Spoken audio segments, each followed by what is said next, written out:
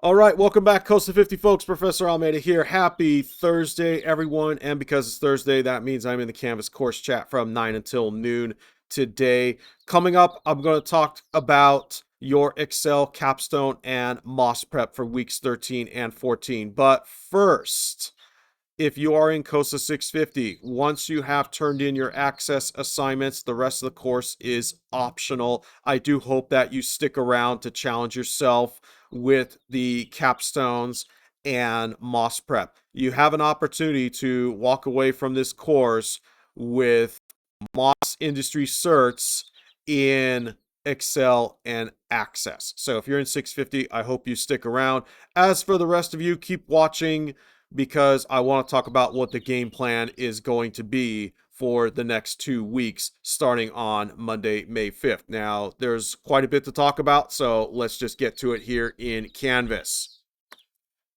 All right, first things first. All of your access assignments are due this Sunday, May 4th. Point opportunities are getting fewer, so make sure that you are turning in your assignments. Don't leave easy points on the table. You've been hearing me say that. All right, weeks 13 and 14 will open starting on Monday. When you come to class, you will have the entire class meeting to work on your Excel capstone. Now, your capstone project spans the 3 chapters we covered in Excel. We're not going to walk through the project together. This is the part where now you have to show me what you're made of. Okay, you have your ebook, you have your past training sims, your past projects, walkthrough videos. You have all of that available to you, and you have each other. So you will have the time in class to work on your capstone project. Now, your capstone project won't be due until the end of the course. Now, that doesn't mean take the rest of the month off, but you should be working on your capstone. Once you finish your capstone, you can then move on to G-Metrix MOS prep.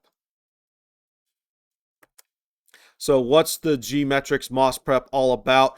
Make sure you take a look at this page on how to use G-Metrix because I have provided a video on how G-Metrix works. As a matter of fact, I have my Windows VM open here and I'm currently logged into G-Metrix. Now you can see I've installed the software here. So if you're working on G-Metrix at home, you need to make sure that you have a Windows PC and that you're able to install G-Metrix SMS.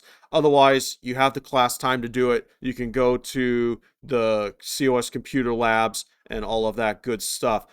G-Metrix is a free account, so you just sign up for G-Metrix. And to redeem the access code, you can go to the homepage of our Canvas course. You'll see the access code there. You can just simply copy and paste it into the box. Again, you want to make sure that you download G-Metrix SMS if you are working from home. The computer labs in the classroom already have G-Metrix SMS installed. There's nothing you need to do in class. Now, for Excel, we are looking at the Excel 365 exam here, MO-210.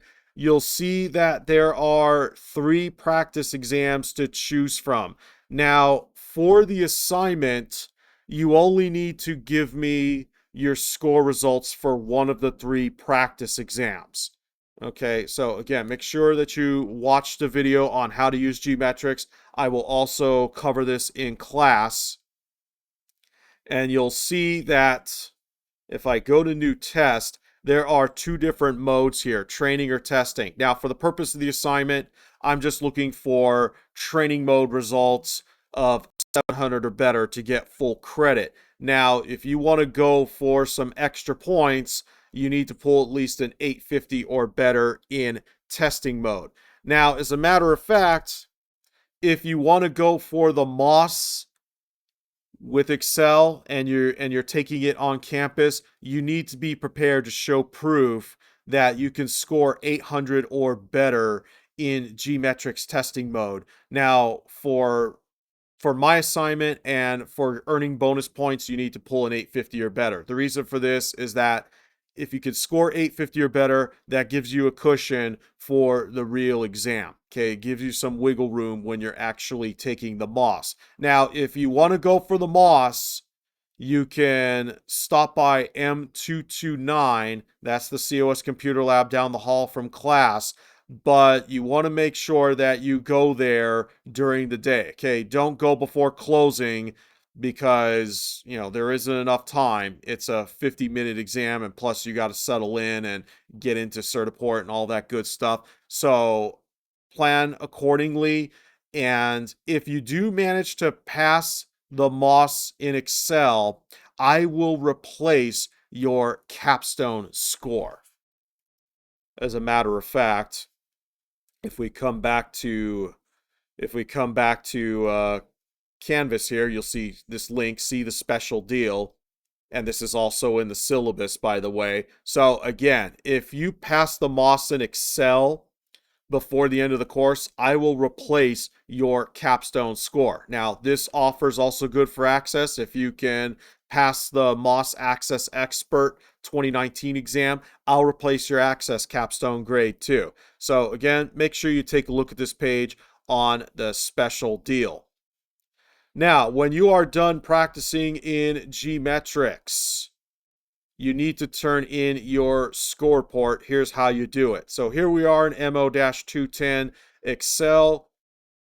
Go to the practice exam you are working on. You should see a 3-dot menu, and then you're going to choose score report. So we'll use this one here as an example.